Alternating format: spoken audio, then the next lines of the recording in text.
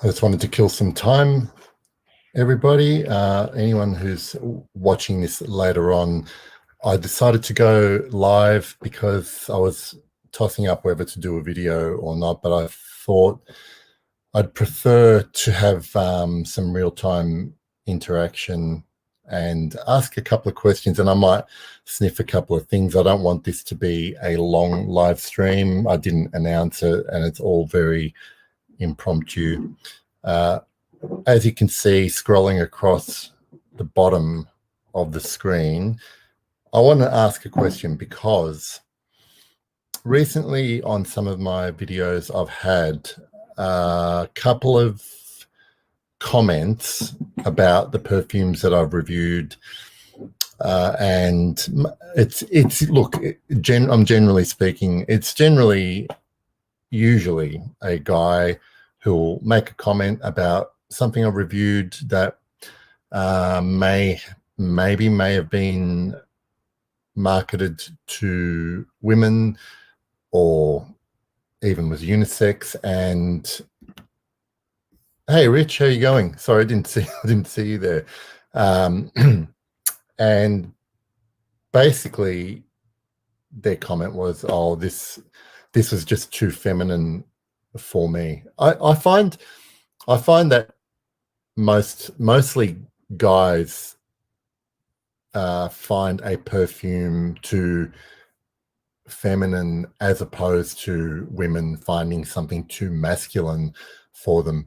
But it got me thinking, and I guess I have my own ideas, but in any given perfume, I'm just wondering what you all, and I'd really like your input and your own personal taste, because there's no judging. Okay, so I'm really curious about what ingredient or ingredients or style of perfume to you makes it something that you probably wouldn't wear because it's either feminine or masculine. But on top of that, what is it that makes something down the line unisex? Because I guess we, being anyone who is on social media talking about perfume, reviewing it, or on Instagram, on forums, use that terminology a lot. It's a little bit leans feminine, leans masculine, or this is straight up unisex. And I'd really like to know, but I'll start off by, even though quite recently I'm wearing more and more florals, the obvious one for me was, for a long time, I thought any floral dominant perfume was feminine. And I feel like I'm not even pronouncing that correctly, but I'm sure I am. Feminine, yes. But specifically, not even something like rose. Rich, you read my mind, because jasmine is the particular note, more than other white florals. I mean, I've taken to tuberose, orange blossom, those white florals before I've kind of felt more comfortable wearing jasmine. And even the jasmine perfumes that I have have other elements that don't let the jasmine dominate the character of the perfume. So that's the one. That is the one for me. Probably also for a long time, even very powdery perfumes. These days, I actually quite like reasonably powdery perfumes. But even that was a little bit it for me. So I'm just gonna. So welcome Ekmazer. I'm just going to pronounce it like that. Okay. So do you my question for you though, like, so that you regard them as feminine, but you still wear them, and do you feel comfortable wearing them? Yeah, so jasmine, rose. I guess rose, I feel particularly maybe in the last decade or so,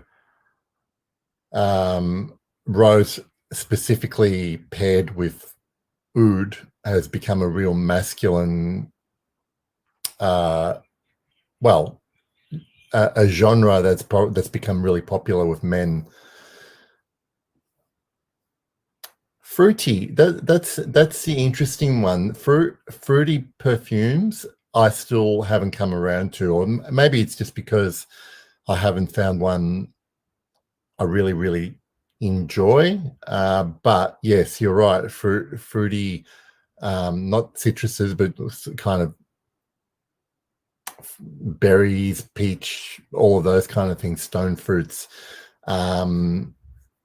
Still, and I think it's probably because it's such a big, it's so in, particularly for department store designers marketed to women. Hi, Eve.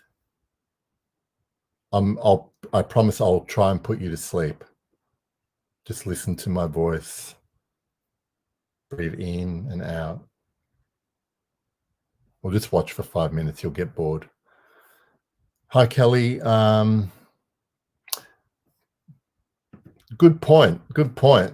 I think I talked about this in a recent video when I was talking about lavender perfumes, and I think it was just my favorite lavender perfumes. How my very first association with lavender was my grandmother's linen closet, basically. So there was nothing at all connected to that was masculine. That had nothing to do with my dad or my grandfather even. And I guess in perfume, I think my opinion is that it's considered male because it's used in a lot of classic masculine oriented fougères in the top notes and other woody aromatics. A lot of 80s powerhouses used lavender there to boost the top. Sorry, that's just my phone buzzing.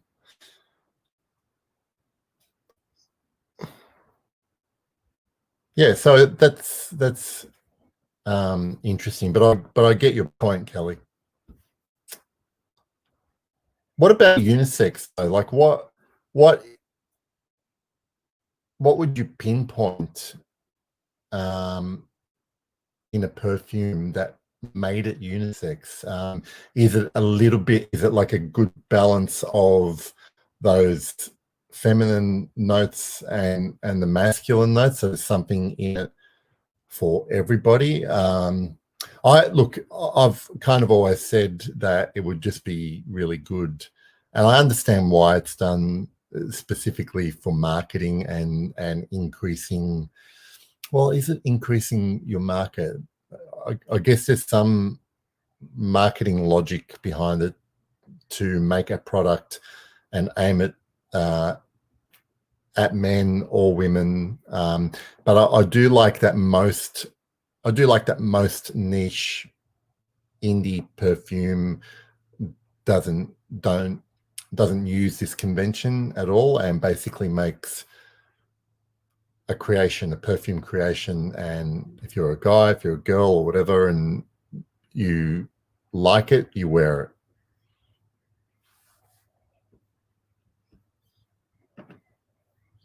Okay.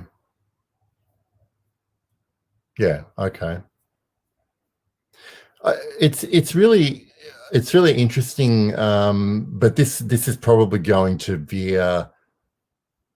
veer away. I want to ask, in particular, the specific genre of gourmand perfumes. Okay, I've kind of really gone off gourmand, but does anyone think that, Like, is there masculine leaning gourmand, or is there feminine, or is it just the same? I guess I don't know.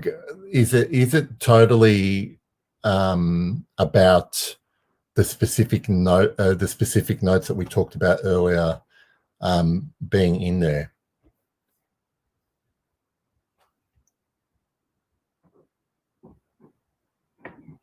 All right. So while I'm waiting for responses, there was one other thing that I wanted to talk about. I was going to make a video about favorite animalic ingredients and perfumes that I have that feature them.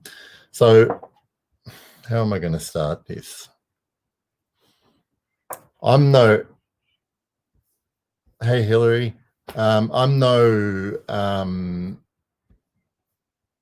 expert in terms of being able to pick out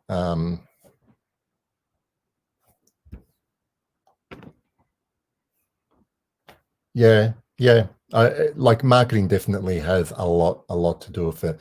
Um, I'm sorry.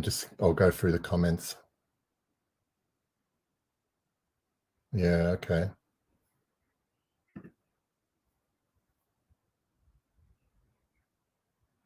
Okay.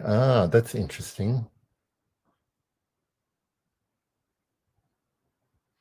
I immediately thought of Coromandel when you mentioned chocolate and then masculine notes, and I guess like this is patchouli considered one of those traditionally masculine notes? I don't know. Actually, I haven't thought about that.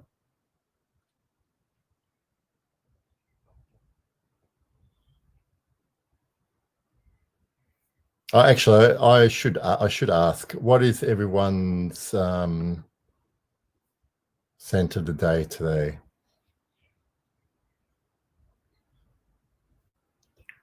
And actually, where are you all? Because I know it's Friday evening here in Australia.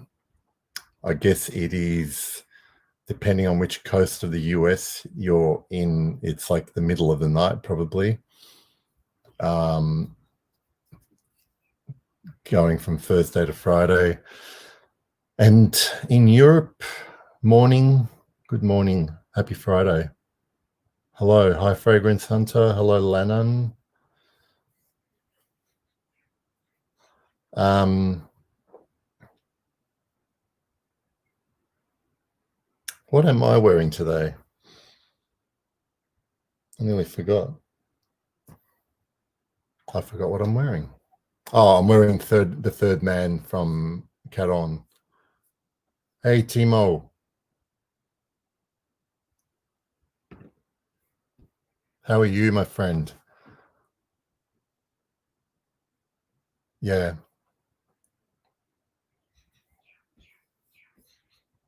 I agree.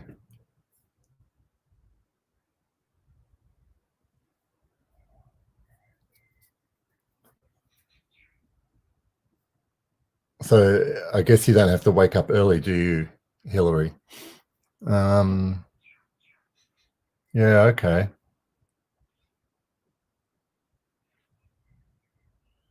What about something like Mugler Angel? What do you think makes that a classic feminine perfume? Is it caramel or something else? Sticky fingers. Lovely, Lennon. Hi, Tina. I'm still thinking about your dry, woody perfume. I haven't. Nothing has come to mind yet.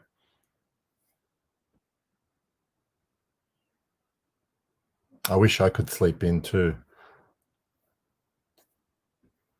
Creed Royal Oud. That's very nice. Fragrance Hunter.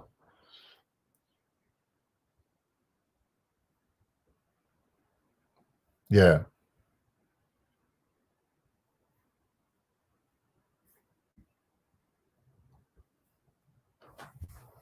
Hello, Andy. Oh, scented bookworm. You're in the Himalayas. Wonderful.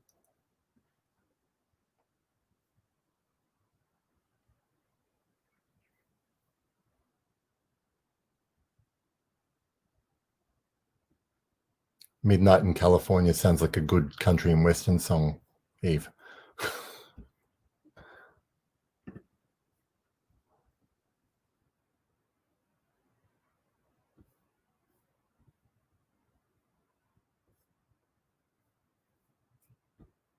We got Ari's in Greece. Dark Light Prada. I haven't heard of that one. Okay.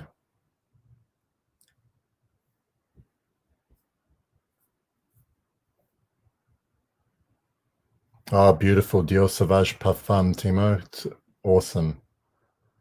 All right. Well, we can still talk about this masculine gender assigning perfumes, but what I wanted to talk about today as well is I've got a couple of ingredients here, and I wanted to talk about animalic ingredients in perfume specifically. So you guys start thinking about the ones that you like, right? So I've actually got a couple of raw ingredients here. So this one in this hand is muscarome, which is basically a synthetic musk. And here I've got a, a reconstructed civet ingredient. So it's not real civet, but it's a synthetically created one, and this stinks. Yeah. Okay. So I guess real civet would probably have similar characteristics, but there's no other way to describe it than acrid shit is what civet smells like. Oh, cool. Okay, Rich and Kelly, keep that in mind, because I'm going to talk about castoreum and hyoscyamus as well. So I've got musk here. Now, musk doesn't have so this muscarome. I've been trying to do a bit of reading about the differences between a lot of the different animalic ingredients, the main ones that are used. So we've got civet, we've got musk, and I know there are literally hundreds of different musks. I'm not going to really talk about any clean nitro musk kind of ingredients, just,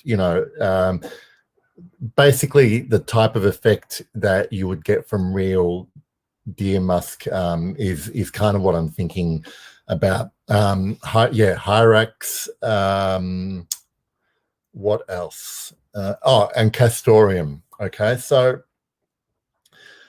seeing that I opened the civet first, the first perfume that I know there are lots of classic perfumes that have civet as an ingredient. But the first perfume I ever sort of smelled it in, like I could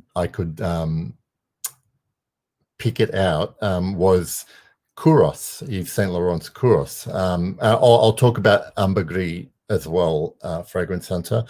And what I have here in this little sprayer is actually, I believe, like first, I want to say like first year release vintage Kouros in here. And believe it or not, I've only sniffed the sprayer, and I actually haven't sprayed it on anything or my skin. I'm kind of a bit scared to spray it on my skin. But I'm going to put it on a strip now. And I have, like a good understanding of what current Kouros smells like. This is actually, oh boy. All right, I am only wearing it on spraying it on strip, but so this is 1980. Yeah, 1980 it came out, I think. Kouros that I've just sprayed on a strip. It's interesting because the first thing I noticed were floral notes. Oh, this is actually really, really beautiful.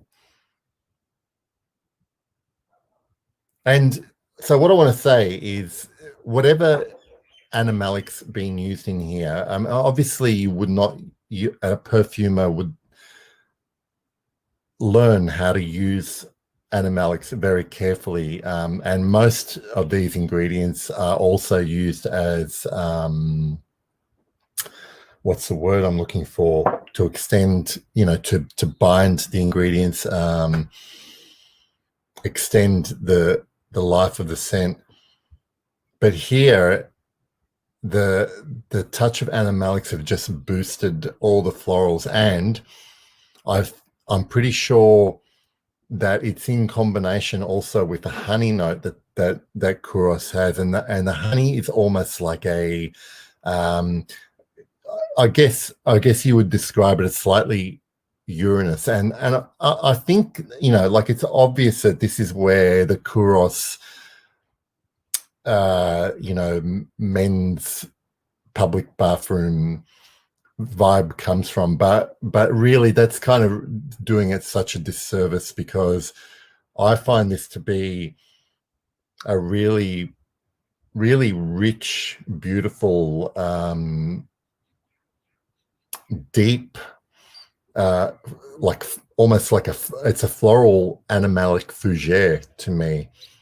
Fixative is the word I was looking for. Thank you, Denby. Fixative. I just went blank. Yeah, and Tina, I actually agree. I really like the current. I don't own a bottle, but I do like the current Kuros. But this one is just amazing. And I imagine if I sprayed this on my skin, I'd fill a room. So it's amazing that you can get an ingredient that basically smells like shit, and put it into many classic perfumes. And there, it's almost the secret sauce that makes those perfumes beautiful. All right. I'll talk about the musk as well. There's yes, I've seen his Rich. I've seen Stephen Sproat's Instagram pictures. I know he loves his Kuros and his Fahrenheit. Hi, Michelle. So when it comes to musk, and obviously not all musks are equal, but when it comes to the warmer, slightly dirty musks, I always picture. I basically like to. Hi, Markafa. I like to imagine animal fur or animal skin, the scent of an animal, basically, and specifically the fur. I think this is the aspect of musks that I really like, and I get that really nicely in a couple of perfumes that I have, and one of them is Zing, and here that musk is paired with black leather, a bit of sweetness from like some kind of sugar note, and the musk here, it doesn't so much pop out as an obvious. You recognize it's there, but it doesn't pop out as an obvious ingredient of this perfume. What it does is make the leather pop, and it gives that leather, it gives the leather the skin that's wearing it underneath, basically.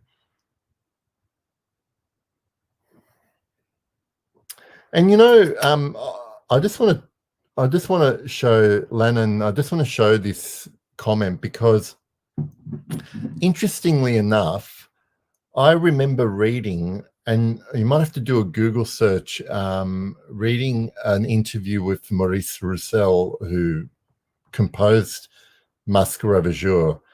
And I look, I could be wrong. I am sure I remember reading that he's quoted as saying is that there is actually no musk used in Masque Ravageur. And in fact, he uses more musk in the Helmut Lang fragrances that he did. So it's really interesting. I'd love to know what. Admittedly, I find Masque Ravageur more really a vanilla scent. I think that I get a lot of clove in there as well. And the other musk that I really like, so I'll just.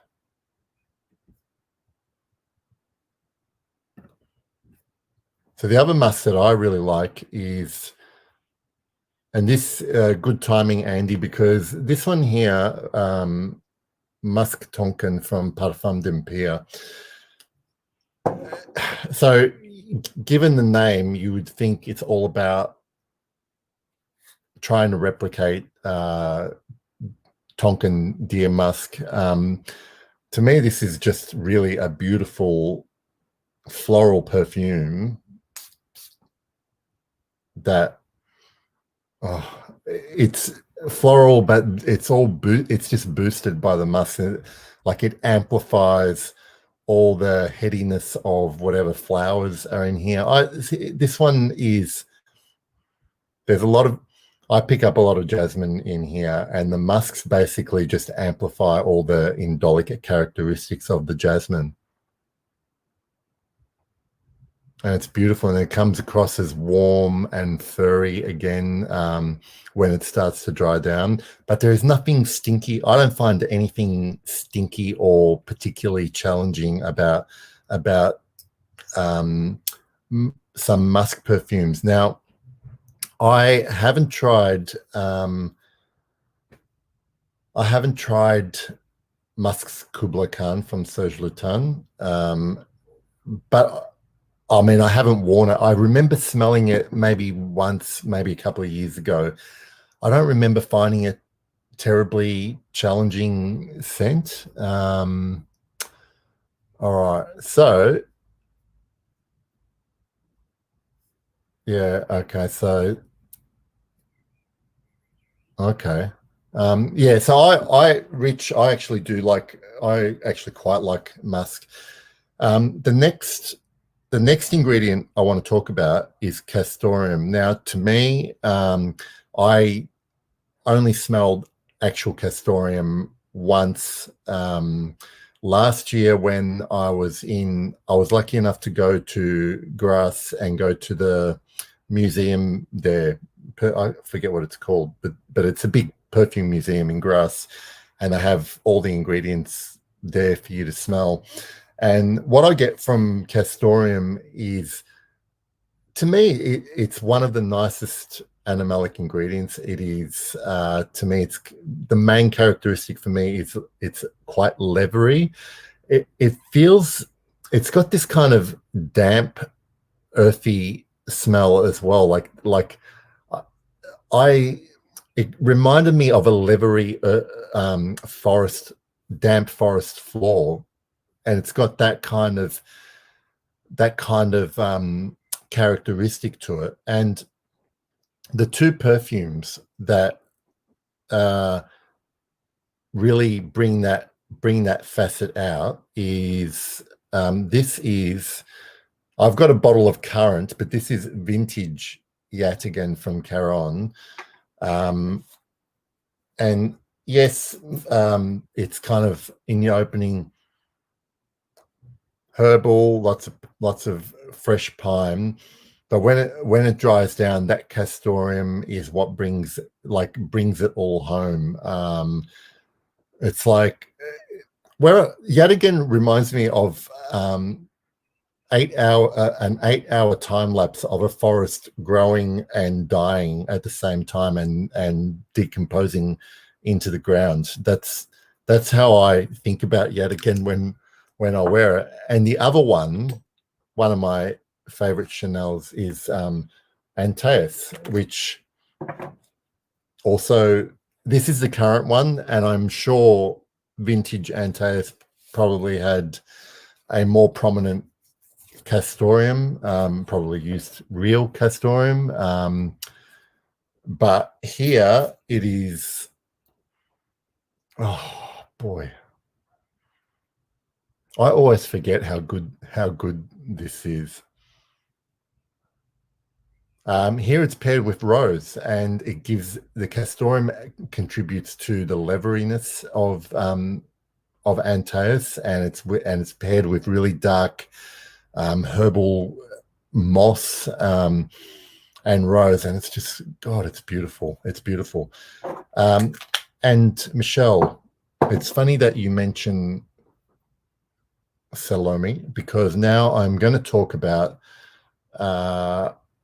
this has castoreum, but the thing I pick up, the two things I pick up most in here is the hyrax. Now, where I've smelled perfume that have a like a strong hyrax note, I find that particular animalic note is a bit more acrid and sharp, and it's kind of almost, to me, to my nose, in between civet and castoreum, with a little bit of musk thrown in. And too much of it, like I just did not like zoologist hyrax, but in here, paired with the cumin, it is gorgeous. And also, a lot of perfumes that use heavy cumin that produce that kind of dry sweat body odor perfume is a little bit almost animalic in itself. And ambrette seed can be quite musky as well. So the last ingredient I'm going to talk about is ambergris. Now, the other day I did a review of Encens Mythique from Guerlain, and that has an ambergris note in there. But to me, that one was quite a refined, cleaner ambergris. Now, the one perfume where I really like the effect of ambergris, along with other animalics, is Under My Skin by Francesca Bianchi. I think here, and I'm look, if Francesca wants to correct me because she knows actually what goes in here, but I think it's the ambergris in here, along with some of the musks, that give this that very, I guess, carnal skin effect. It is very fresh sex skin, this particular fragrance, and I think the ambergris in here has a lot to do with it, along with along that orris is also one of the most animalic orises I've ever smelled in here. All right, so I'm going to go through some of the comments in case you guys have mentioned some perfumes. All right. All right, Lannon, you struggle with the Francesca Bianchi ones. Okay. All right. Yeah, fair enough, because they can be full on to the first time smeller of those perfumes, I guess. And you either get used to them and like them, or you just don't like them.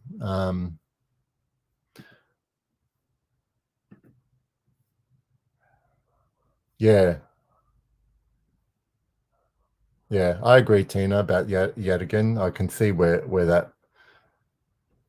I'm happy to hear that, Rich, because this bottle of Antaeus that I have is 2016. It's just, I think it's getting better in bottle as it gets older, to be honest.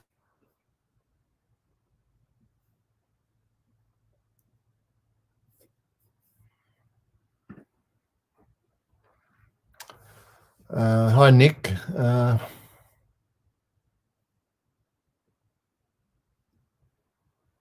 Yeah, just going back to the masculine versus, the marketing of masculine to feminine. Yeah, I agree. It's like it's a pretty sort of template kind of way to market. 50 Cent. Someone asked that earlier. We kind of don't have an answer other than lavender is used in a lot of perfumes that are marketed to men, like barbershop fragrances, in aromatic fougères, that kind of thing.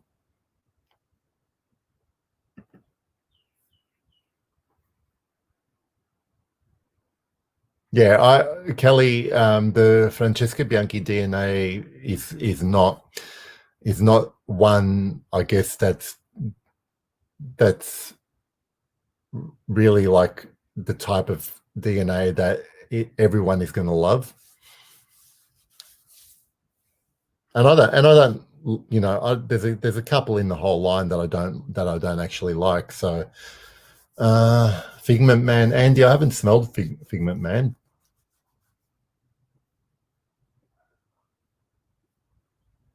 Hey, Mr. Spada 67, how are you?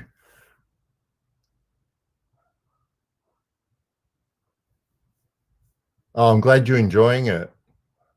I've got no, I- I've got a 2016 bottle of Prada Amber Port Homme Intense, and I've got no issues with it being weak. So I hope I hope they haven't weakened it.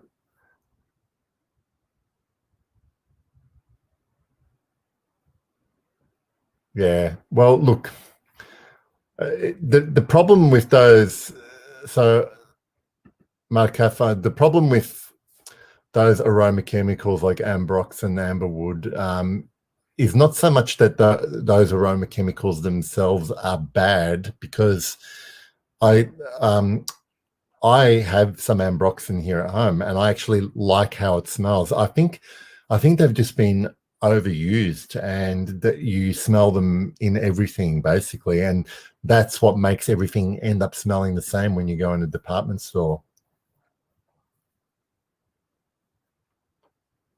Yeah, that's an Rich. That's an interesting point. I had not thought of that actually.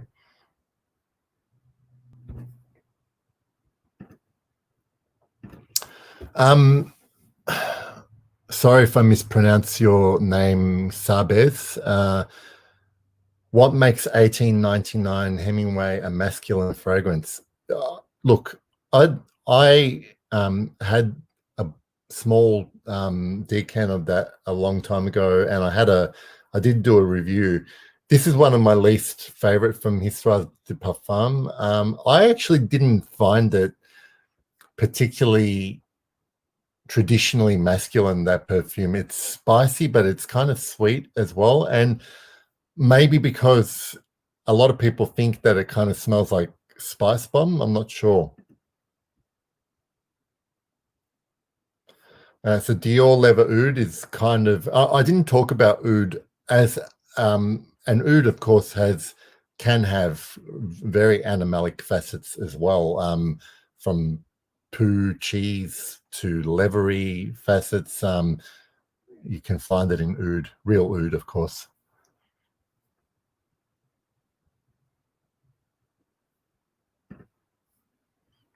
So Rich, in regards to Chanel, do you think this is why they have such a loyal, I guess, following for people who are fans of the brand? I'm interested because I know there are Chanel loyal Chanel fans. I don't love it. I've only like specific things that Chanel do, but I guess maybe they do better reformulating.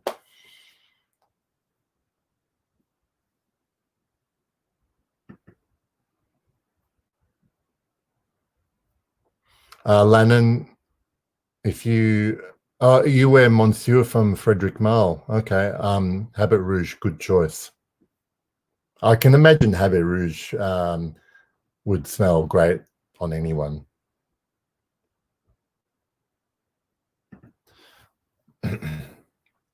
Yeah, tobacco,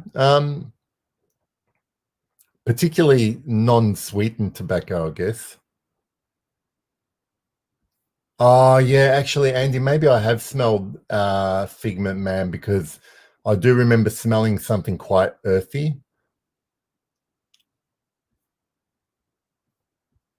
Bogdan, hello. How is Kiev?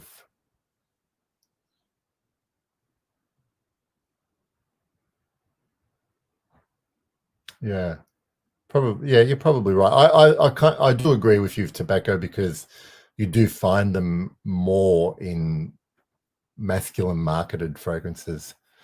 No, Fragrance Hunter. I've never smelled that Bond number 9.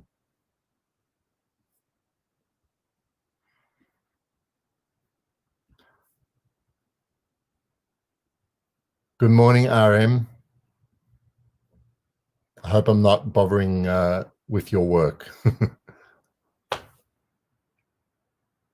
Hey, Dirk. Uh, actually, Dirk, I have not had the pleasure of smelling Jules from Christian Dior, and I would really like to. Even the current version, I'd be happy with. I heard Red Tobacco from Montal is like quite beastly.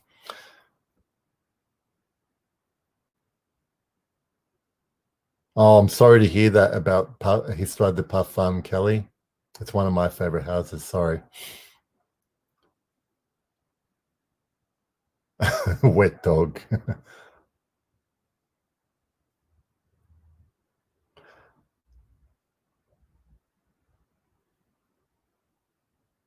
All right. Now, if anyone has got, yeah, birch tar. Um, Andy, you find not all of them, but a lot of the leathery fragrances that the tarry birch tar, like like something like Kier de Rousset from Chanel uses birch tar, but it also birch tar is used a lot with castoreum as well to contribute to that leather accord. Oh, what time is it in Kiev if it's so dark? Um, Dom, I have not smelled the 1 million Privé. Sorry.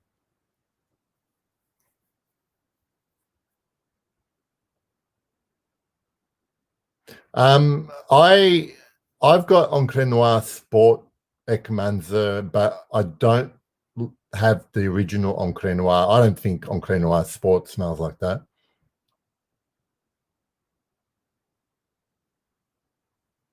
Oh, okay. Thanks for letting me know about the modern jewels. Ah, that's a shame. Yep, jasmine can be animalic. Definitely, definitely. Um, I remember reading a while ago, and I might not be exact on this, but the specific indoles found in jasmine are pretty much the same molecules you'll find in feces, basically. I might have my terminology wrong, but you get my drift.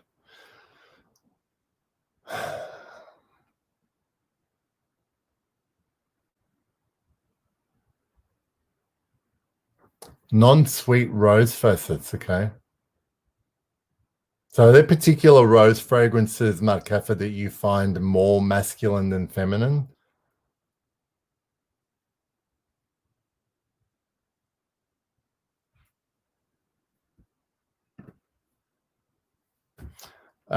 Yes, Michelle, definitely. Yeah. Well, I know probably vintage stuff like vintage Shalimar, even Jiki from Guerlain. had a lot of that.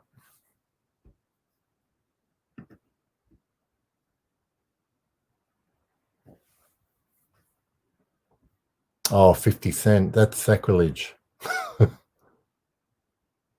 I agree. Beeswax is also animalic. I find so I've got a recent, I don't have it with me, but I've got a, if you, beeswax and honey, like you take something like Absolute pour le Soir from MFK, which has a lot of cumin in it, but it's kind of that honey, that very dirty honey that gives it that animalic feel.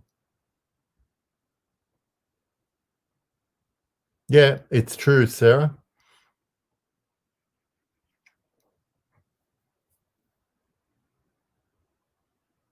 Oh, really? Sycamore. That, see, that would never have occurred to me. I blind bought Fidelis, Bren, so good luck. I like it though. It's not for everybody. Um, all right, guys, if and girls, everybody, if you got any questions, now might be the time to ask, because I had not actually planned this live stream. Was actually pretty impromptu, so I'll take any questions you have, and then I will shut down for the evening. I can still smell that churros. That is really good.